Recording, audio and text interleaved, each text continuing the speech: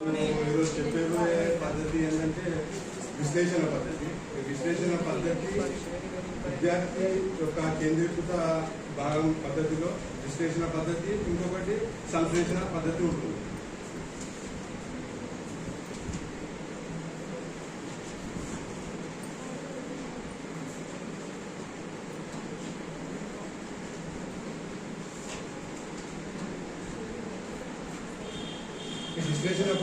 విశ్లేషణ పద్ధతి అంటే సమస్య సాధన. ఏదైనా సమస్య ఇచ్చినమ్మా, సమస్య వచ్చింది, ఆ సమస్యను ఏ విధంగా సాధన చేయాలి, ఆ సాధన చేసి ఏ విధంగా చెప్పాలి అనేది ఈ విశ్లేషణ పద్ధతిలో ఉపయోగపడుతుంది. ఏంటంటే ఆ సమస్య అనేది చిన్న చిన్న భాగాలుగా విభజించాలి. ఆ విభజించి విద్యార్థులకు అర్థమయ్యేటట్టు చెప్పాలి. అర్థమై చెప్పి ఆ విధానాన్ని విశ్లేషణ పద్ధతి మనము చెప్పవచ్చు. అందులో ఏంటంటే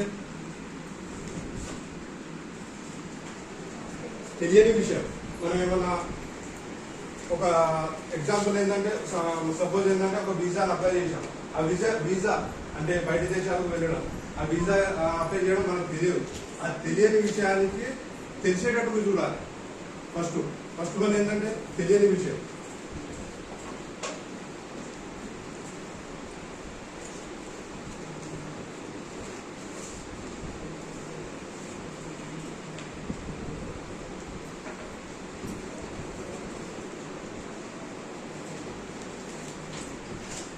తెలియని విషయం నుండి తెలిసిన విషయానికి వీసా అప్లై చేయడం మనకు తెలియదు.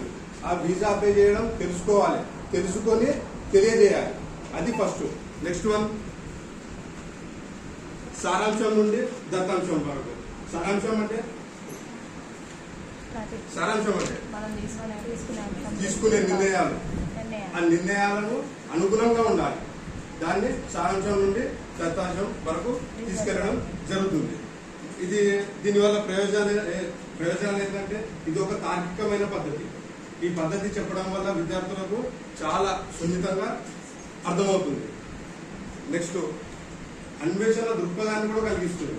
ఈ విధానం, ఈ పద్ధతి వల్ల విద్యార్థులకు చెప్పడం వల్ల ఒక కుతువాగా, ఒక సమస్యను సాధారణంగా అర్థవంతంగా చెప్పే విధంగా వాళ్ళ విద్యార్థులకు అర్థమవుతుంది అన్నమాట.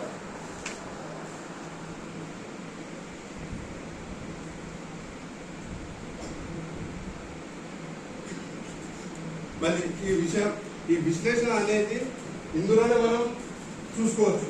ఈ విశ్లేషణ విభజించడం, ఆ విశ్లేషణ అనేది విభజించి చెప్తేనే వాళ్ళకు అర్థమవుతుంది. ఇది విశ్లేషణ పద్ధతి ద్వారా వాళ్ళకు సమర్థవంతంగా అర్థమయ్యే విధంగా మనము చెప్పడం జరుగుతుంది. మళ్ళీ దాని తర్వాత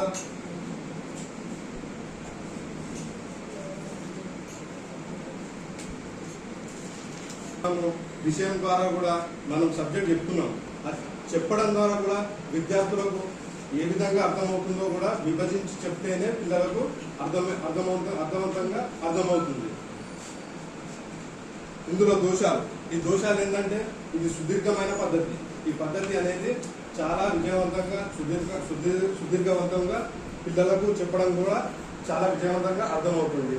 మళ్ళీ ఏంటంటే ఇది అన్ని శిక్షలకు, ఇప్పుడు అన్ని సబ్జెక్టులు చెప్తాం, ఆ సబ్జెక్టులకు అనుగుణంగా ఉండదు. ఆ సబ్జెక్టులు ఏంటంటే ఇప్పుడు suppose subject Telugu, maths, English ఇవన్నీ సబ్జెక్టులకు అనుగుణంగా ఉండదు. మళ్ళీ ఈ సబ్జెక్ట్ కూడా చెప్పడానికి